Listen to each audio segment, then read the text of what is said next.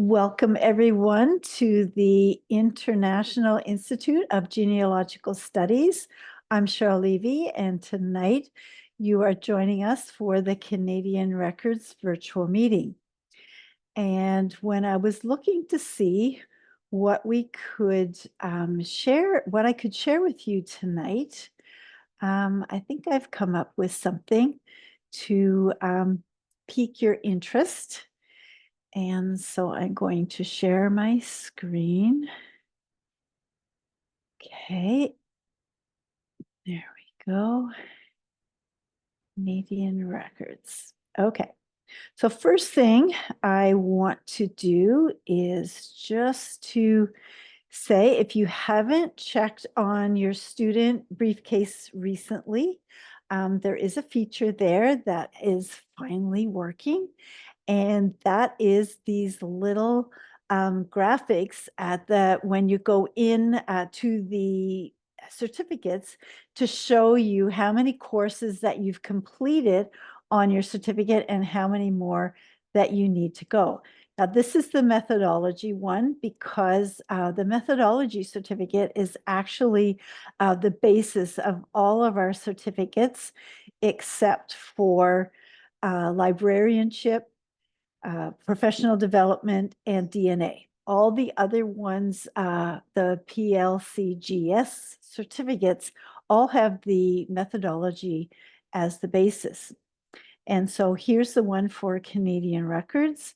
And this is a nice little table for the order that is recommended to take the courses. And then it shows that there's 16 compulsory ones, and I have all of them because I have my certificate. But if you didn't, it would say the number of courses and then how many you have completed. And the little yellow star is if it is with distinction. So I didn't get all of mine with distinction, but I got some of them with distinction. And it will show you your progress on there. It also will show you with the methodology and with the electives. So altogether, that would be 40 for your Canadian Record Certificate. And if you added the DNA package as your electives, you might be getting the Canadian and DNA PLCGS certificate. And just to let you know that we have set the date for the next graduation, and that will be August the 9th. And so watch for announcements for that. And if you are close to being a graduate, then you'll be getting an email for asking for your information. Okay, so the two courses that I'm kind of working on tonight and inspiring you is the Canadian Archival Centers and the Canadian Local History and Special Collections. And these are two courses that aren't, your regular census, land records, vital statistics. These are your specialty courses for other places to look for information beyond the basics. And so when I was thinking about these courses, this is just a quick, when you're in any of the courses, along the side, the left side menu, right at the top, you're going to have general information. And if you don't click this little down, well, it's to the side. And then when you click it, the drop down menu will show you announcements, course resources, information that you may want to know for that course. But also check out the website links and also the abbreviations and terms used. Because if you're anything like me, when you're going into a new topic, let's say it's DNA, there's a lot of terms that you have to learn. And so for archives or special collections, there's going to be some terms that are used by archivists and people working with special collections, maybe in a museum, maybe in a library. And you're going to want to know what those terms are. And then, of course, the course supplies, where you can go in and order your printed materials. And then the course reading materials is where you go in and download the PDF. Now, the PDF is all the course materials you need to do in your course. But if you like a paper copy like I do, because you want to make notes, you want to put sticky notes on it, you want to be able to pull it off your shelf at any time and not have to go look on your computer to find it, you may want the printed notes, and that's where you order them from the store. So when I was doing this for the local history and special collections, under the course information, there was a little note that says that their course materials have been updated. So the first edition was in September 2011 when the course was created, but it's had 8 updates. And so they're on their 8th edition, which was just done in June of 2020. So if you have ordered printed materials before that time, you may want to get an updated package with the printed materials. You can still download the PDF and have it there, but if you wanted a full printed package for in your binder, then you would order them. But if you've already ordered them and you're ordering a replacement for the updated materials, then you would just send a message in the chat app that's at the bottom of the website, and send a message with your name and your contact information and what it's about, and someone will get back to you. And it's a 20% discount if you're reordering materials that you have already ordered before. Okay, so my question is, was your ancestor involved in a Canadian disaster? And if so, where can you find more information? What resources are available, and where can I find records to back up the story for my ancestor? So I do have an ancestor who was part of a Canadian disaster. And this is my grandfather. And he was a Halifax City policeman from 1915 to 1940. And he was there during the Halifax explosion. And according to my aunt, his youngest daughter, she said that he would have not survived if he was on his regular beat. But because there had been a robbery on the wharf the night before on one of the wharfs, he was at the police station giving his report at 9 o'clock in the morning, and therefore survived the Halifax explosion. But he was part of the rescue. And the sad part about the Halifax explosion that happened on the 6th of December, 1917, is the very next day, on the 7th, they had a blizzard and totally covered the city in snow. And so some of the people who were still trapped under buildings froze to death. And so it was a really bad, bad time. It really was. And so I have put together a handout, which I'll put in the chat box in a minute, but I'm just going to show you a couple other slides, and then we're going to go to some of the websites. So there has been a lot that has been produced for the Halifax explosion. I'm just going to go back and whoops. And I can't see my notes. That's a problem. Okay, so it was the worst non-nuclear explosion until Hiroshima. And so it was 2 ships in the harbor that were both on the wrong track. And then as one was on the wrong track, the other one was trying to correct, and they were trying to go through the narrow part of the Halifax harbor, and they collided. And one of them had explosives. So Halifax was a port city that was sending troops and ammunition over to Europe during World War I and World War II, but this was during World War I. And so she was totally loaded with explosives, and they collided and they caught on fire, which was quite spectacular. And everybody was watching it, these burning ships in the harbor, and thinking, isn't this great? Like you chase the fire engine, right? You always want to see the fire. So everybody was watching this fire, and then it exploded. And there were anyone who was close to the windows got a lot of glass damage from the explosion, and actually led to the founding of the CNIB, which is the Canadian National Institute for the Blind, because they had so many eye injuries that they developed treatments, and it led to the CNIB. But I've got a link for that. Okay, so this is a map of the devastated part of the city.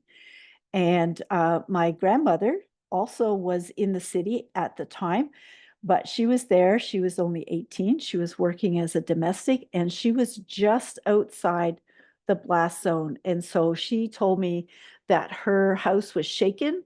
The plaster was cracked. I don't think any of the windows were broken, but the plaster was cracked from the shaking and the dishes and everything. But she left the city and went back home after the explosion, because it was pretty bad there. And so this is a picture of the Narrows for Halifax Harbor, and where they were coming together at this narrow point, and then they struck each other. And then along with the explosion, of course, comes the wave, the tsunami wave as well, that then brought the water in. And so it took out a lot of the city. And then, of course, the next day, they had the blizzard. Now, Boston, the city of Boston, which is south of Halifax, they sent trainload of nurses, medical supplies, and doctors up to Halifax to help with the survivors. And as a thank you, this is a tradition every year. I should have put a slide in.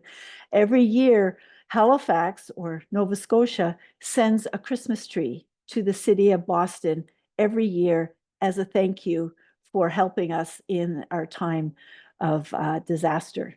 And so that's kind of a neat tradition that has carried on. But Boston was very supportive. Montreal and other places were supportive as well, but Boston really did step up and help us. And there's actually a film, and I'm going to show you that. That's on YouTube, on the Library and Archives website, or sorry, YouTube channel. And just a reminder, if you have go to the YouTube and the social media accounts for Library Archives Canada, any archives, any museum, and just see what they have. And you'll find, not just webinars, but you'll find actual footage. This is going to be actual footage from that time of the Halifax explosion. And then there's books. These are just some of the books that I have on the topic, and even a DVD. There was a TV series made about it called Shattered City. And it's a drama, but it really shows what it was like to be there, to be, there's a schoolgirl in it. There's a guy who's just home from on leave from the war, and there's other people and what they had to do, and where the buildings weren't safe because there was so much damage to the infrastructure that some of them went up to Citadel Hill, to the fort, and they had tents. But then the blizzard came the next day. Like it was just crazy. And so there's been a lot of information written on those. And so I'm just going to come stop my screen right now, and I am going to put in my handout. Just need to get it off my desktop. And I have to end that so that it's not covering my screen. And here is my handout.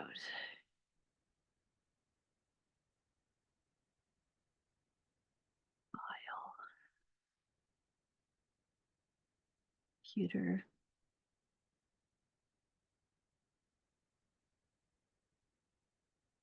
Right here. Okay, oh, I have to send it.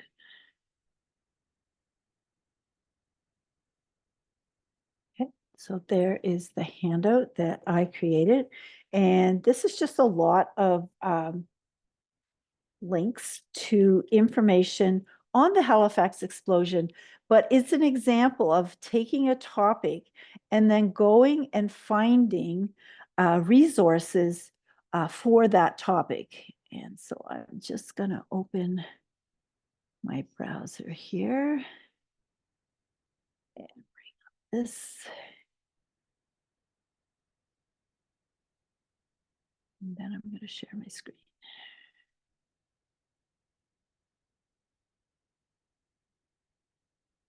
Okay, I'm just going to close some of these other links. Okay, so this is the Maritime Museum of the Atlantic. It's also the place where the Titanic, there's a lot of artifacts from the Titanic there as well, because when the Titanic sank, they brought the bodies back into Halifax, and there's quite a few that are buried not far from where I grew up in Halifax at the cemetery there.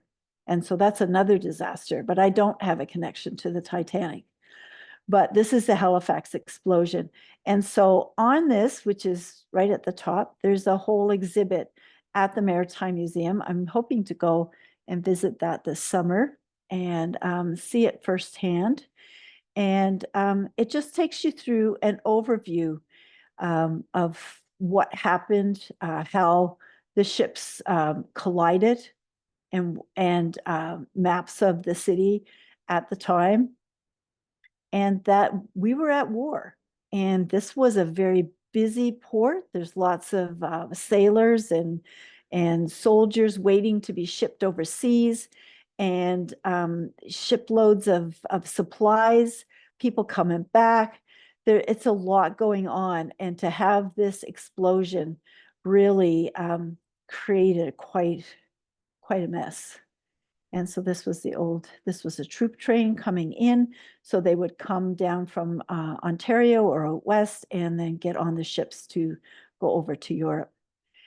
And this is, and on the other side of the harbor, if I can go back just a little bit, not too fast, but right at the top where it says the Narrows, right in here where it says Tufts Cove, if you look on the end, there's some little dots there. There was a Mi'kmaq settlement there called Turtle Grove, and they got wiped out as well. And from the explosion and then the tsunami wave that came in afterwards. And so they suffered there as well. And I've got a link more about that in the handout. So they have some of the artifacts. The anchor flew, I forget how far, but it flew a long ways.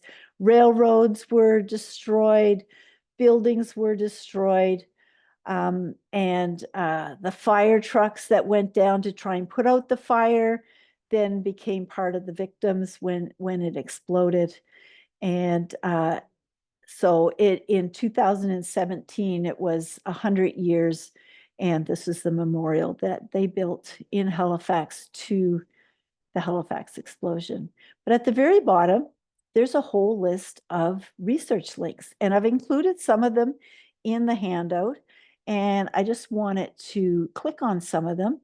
And so if we go to the Nova Scotia archives, they have a whole display. So in an archive, a provincial archive is a good place to look for disasters that happened in that province, and it's a place where they're going to gather information. So this is a database that's listing those who died during the explosion that they know of. There could be more, but these are the ones that they know of. And that one, I want to go over here, the database. If I click there, it's going to give me a list. And so in this list, there's 1,783 names. And so if you know that your ancestor lived at that time in Halifax, or maybe there's a sibling or a cousin that disappeared and you don't know what happened to them, maybe they died in the explosion. And you can check in here. This is 1917. So the 1911 census would give you addresses for where they lived. And so you could cross-reference to where they were on the census and see if they were in that area and confirm that, yes, they were in this place. And it's sad. This, this is the orphanage, 8 years old, 7 years old, 2 years old. So many people died during the explosion, and just all ages. And they were in school. It was 9 o'clock. It was just after 9 o'clock in the morning. So the kids are all in school. How many are going to be able to keep the kids away from the window when there's a ship on fire in the harbor? They're all going to be up to the window.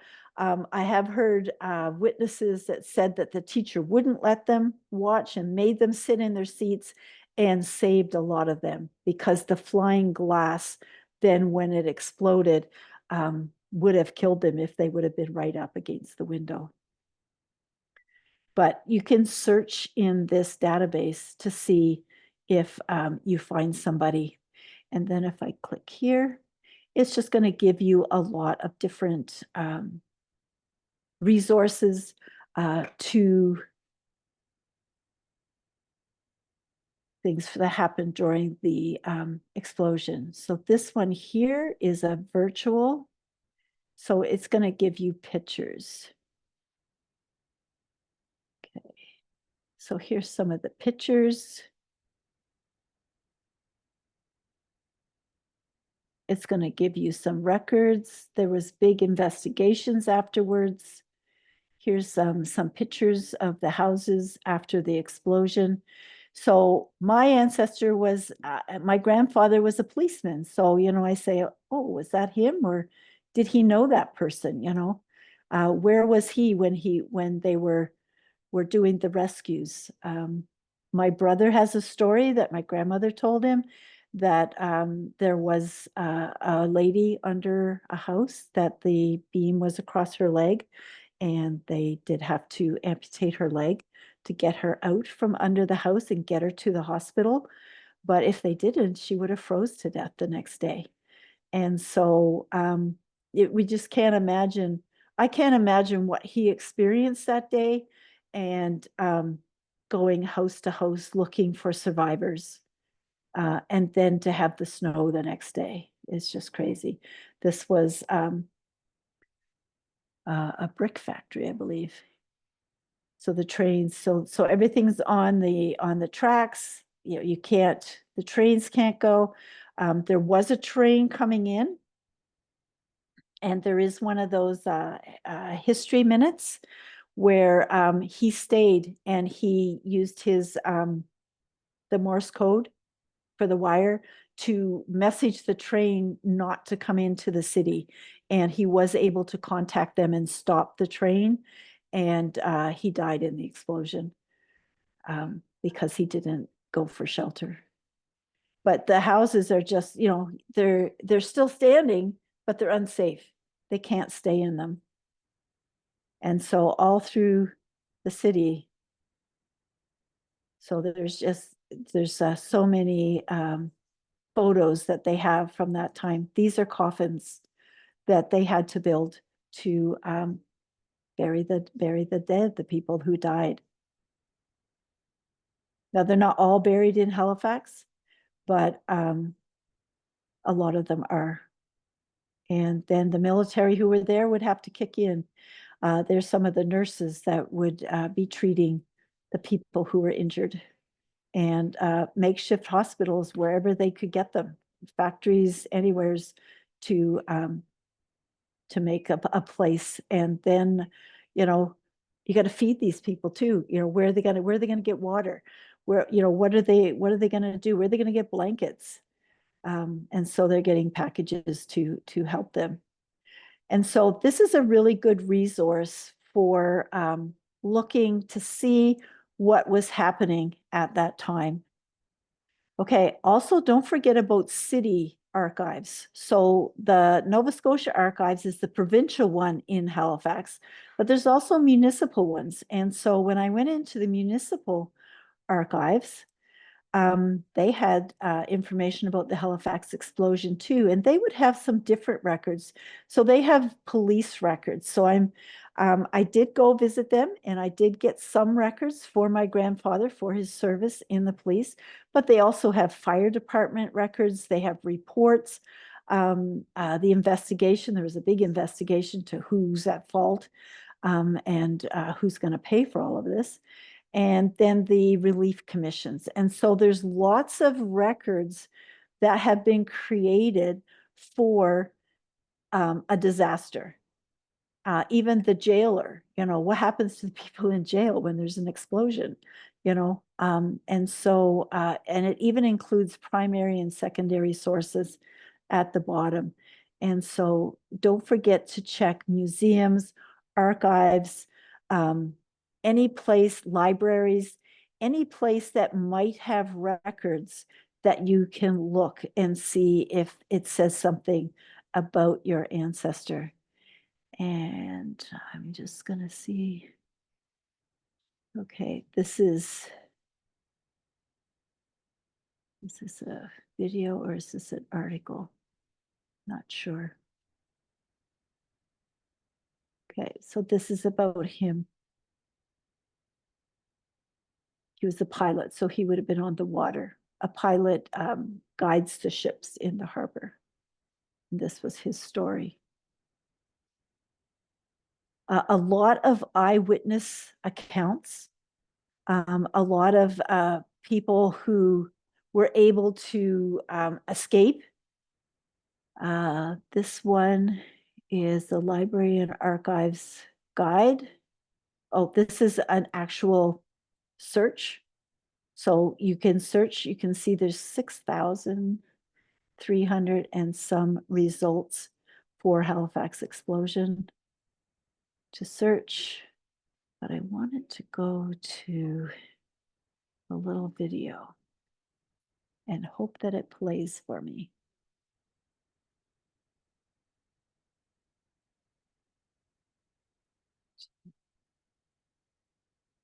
And it was the Library and Archives Canada.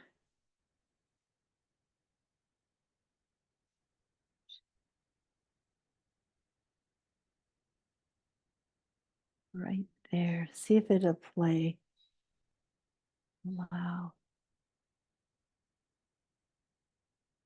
It's actual footage.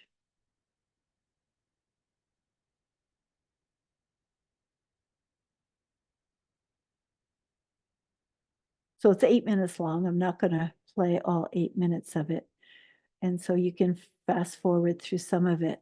But it's just showing you what it was like after the explosion, the buildings. And if you're from there, the storefronts that are all boarded up because of the broken windows.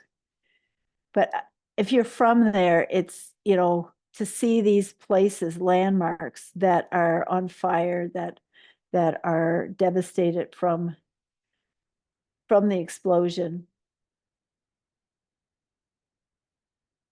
all the broken windows.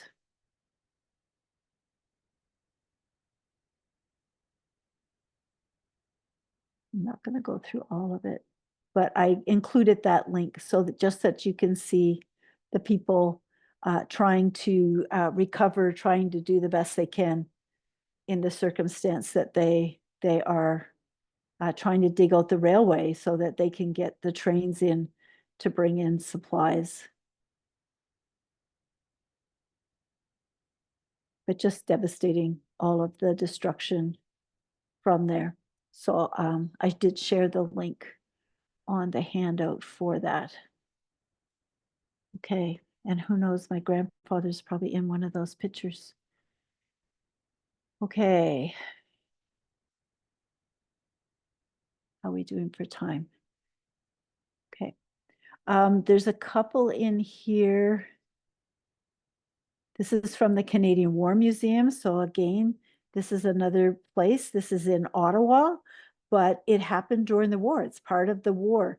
And so there is an exhibit at the Canadian War Museum in Ottawa about the Halifax explosion. And so it's another place for records because not every place has the same records. And so you want to check in a lot of different places to see what you can find. There's a film made about it. There's books written about it. The books are a lot of testimony, eyewitnesses and survivors, stories that have been passed down. Here's the link. It's near the bottom for the CNIB. And so they was the biggest man-made explosion before the atomic bomb. That happened in Halifax. Okay, I'll get down. Here's the history, the historic minute. My God, look at that. My God, she's a half a mile away. Keep loaded, boys. You gotta get out of here. It's full of explosives. You'll get out of here. Ben, back in this police. Get those children out of here. That ship is gonna blow. No, it's cool, Ben. Gotta get these people out of here. That ship is gonna blow. What? People, get out of here. It's gonna blow up. Fire. Slow train. Hold them. There's no time. Train's coming. It's piercings. I got one. Come on, Vince. Come on. There are 700 people aboard it. I've got to stop it. Come on, acknowledge.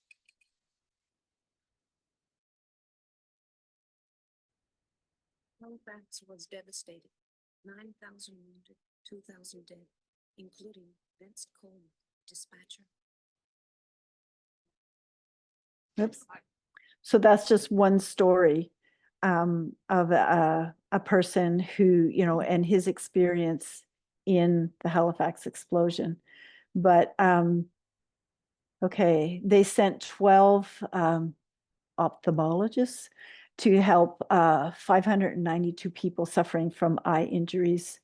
And a lot of people had from the glass standing next to the windows, people who were standing down on the wharf watching the fire, probably none of them survived. And so the last link that I shared on here was from the Halifax Library, but I wanted to include it because it was about the Mi'kmaq settlement that was it was called Turtle Grove, but it's now called Tufts Cove, that was wiped out by the explosion as well. And so we tend to think about the people on the Halifax side, but there's people on the Dartmouth side that suffered as well. And the Dartmouth side was not settled, was not built up like the Halifax side. And their settlement there that had been there for generations really was wiped out as well. And that's a picture of them from 1871, the settlement where they were on that side of the harbor. And so it affected a lot of different people and even people who were not from Halifax, because they were all connected. You know, they were working there, or they were buying supplies from there, or they were coming home from the war. They were going to Halifax to be sent to the war. So it just was a lot that has happened. So that was in December of 17, and my grandfather was sent. He joined the army after that, and he went in April. He was shipped out to France during the First World War. Today, Halifax is a oh thriving dear. city of around 440,000 people. But on the morning of December 6th, 1917, Wit. Sorry, that was YouTube. You know how they have the delay and then it comes on. Okay. Okay, so I'll just share this again just for the last few minutes, just to let you know that the next Canadian Records virtual meeting will be on July the 27th. And hope that you can join. There are all the links again for the Institute to connect to any of our websites. So when you're thinking about special collections, they could be anywhere. They can be the archives, the libraries, the museums, the genealogy societies, the historical societies, any place. Think of any place that has collected historical information. And if your ancestor has a connection to that, you may find something about them or just something that gives you a deeper insight into what they went through at that time. And so I'm just going to stop my share there and say thank you for joining me. Again, I'm Cheryl Levy, and this was the Canadian virtual meeting for the International Institute of Genealogical Studies at genealogicalstudies.com. I hope that you will check us out on our website and check out on our YouTube channel and see where we have posted videos of other content that may be useful to your genealogy research. Thank you for joining me today.